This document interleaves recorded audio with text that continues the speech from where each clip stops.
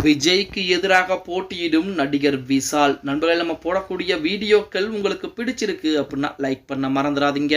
தமிழக வெற்றி கழகத்துடைய தலைவர் விஜய் அவர்கள் எந்த தொகுதியிலே போட்டியிட போகிறார் அப்படிங்கிற தகவல் இதுவரைக்குமே பாத்தீங்கன்னா வெளிப்படையாக அறிவிப்பு கொடுக்காமல் தமிழக வெற்றி கழகம் மறைத்து வைத்துக் கொண்டுதான் இருக்கிறது. அதுவுமே விஜய் அவர்கள் எந்த தொகுதியிலே போட்டியிடும் சொல்லி அந்த கட்சியில் இருக்கக்கூடிய முக்கியமான தலைவர்கள் பூராமே கள ஆய்வுகளை மேற்கொண்டார்.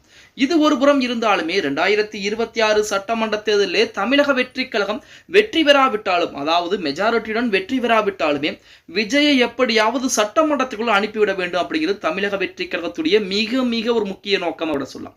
முதல் தேர்தலிலே சட்டமன்றத்தில் நுழைவார், அடுத்த தேர்தலிலே சட்டமன்றமே அவருடைய கட்டுப்பாட்டிலே இருக்கக்கூடிய வகையில் தான் முதலமைச்சர் பதவி இருப்பார்.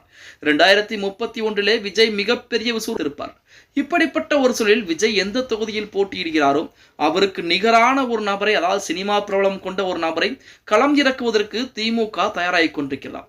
அப்படி தேர்வு செய்துதான் ஒருவர் நமது நடிகர் சூர்யாவை தேர்வு செய்து பார்த்தார்கள். சூர்யா கொஞ்சம் உருண்டார். அதே போல அடுத்த கட்டமாக நடிகர் விஷாலிடம் பேச்சுவார்த்தை என்பது நடத்தி இருப்பதாகவும் அந்த பேச்சுவார்த்தையில் முடிவுகள் எட்டப்பட்டதாக செய்திகள் என்பது வெளியே. வரும் தேர்தலில் ஆட்சியை தக்க வைக்க பல ஸ்கெட்சுகளை போட்டு வருகிறது திமுக.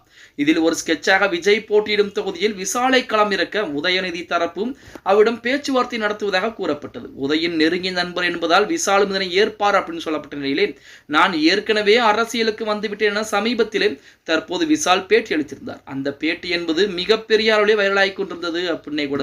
அப்ப கண்டிப்பாக திமுகவின் சார்பாகவே விஜய்க்கு எதிராக, தமிழக வெற்றி கழகத்திற்கு எதிராக கண்டிப்பாக பார்த்தீங்க அப்படின்னா திமுகவின் சார்பில் உதயநிதி அவர்கள் போட்டியிடுவதற்கு, விஷால் அவர்கள் போட்டியிடுவதற்கு அதிகப்படியான வாய்ப்புகள் என்பது இருக்கிறது அப்படின்னே கூட சொல்லலாம். பொறுத்து வந்து பார்க்கலாம். ஓகே கைஸ், வீடியோ பிடிச்சிருந்தா மறக்காம லைக் பண்ணிருங்க.